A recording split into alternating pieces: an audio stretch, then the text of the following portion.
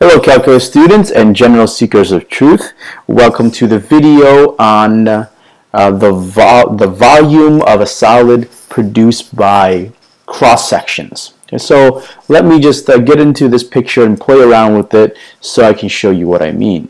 So here what we start out with, let me kind of just take this part down a little bit. We have a base here. Okay, this is plotted on the XY plane. Right, and this base is a half circle. Now what I want to do is draw some objects, some cross sections, and just stack them along this semicircle base. And I'm going to do it like this. So you see these orange semicircles that are starting to form.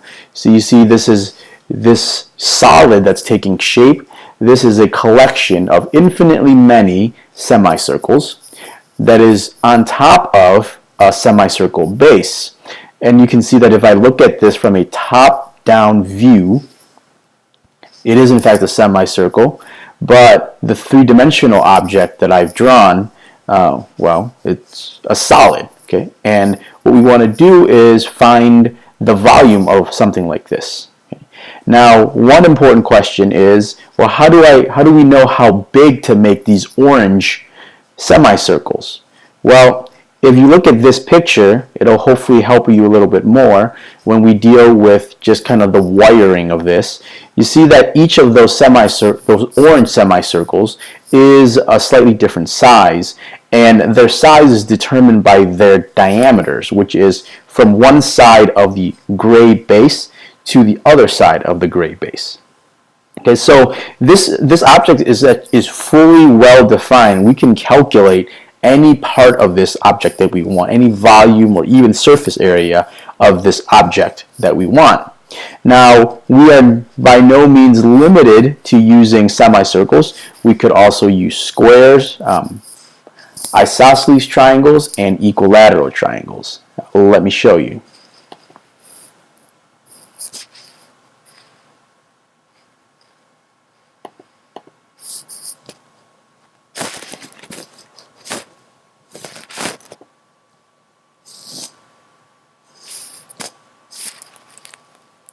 So here I have essentially the same image, except that I've taken away the semicircles and I'm going to replace them with squares. See, so again, you can look at from this somewhat side view here, and you can see that each one of these green objects is a square, and the length of each square is determined by the distance from one side of the gray base to the other side. And of course, we could draw all of the squares in there, and we'd have a slightly different object than what we had before with the semicircles. Okay, so here's what it looks like. It's kind of a weird looking blob type thing. Okay.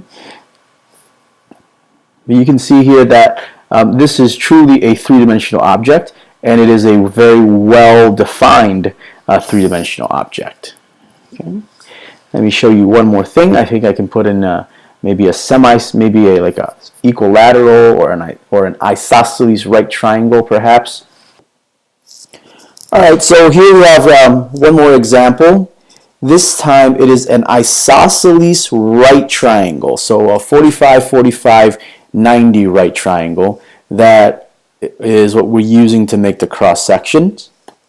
Okay, now you might be wondering, what's the point of doing this? But there are actually a lot of three-dimensional practical objects that are created this way, or at least we can estimate and use this as a primary design. Okay, so you can see from the top here, what we're staring at is the base of it, and then these are isosceles right triangles. So if we look at it from this side, it's a collection of 45, 45, 90 triangles.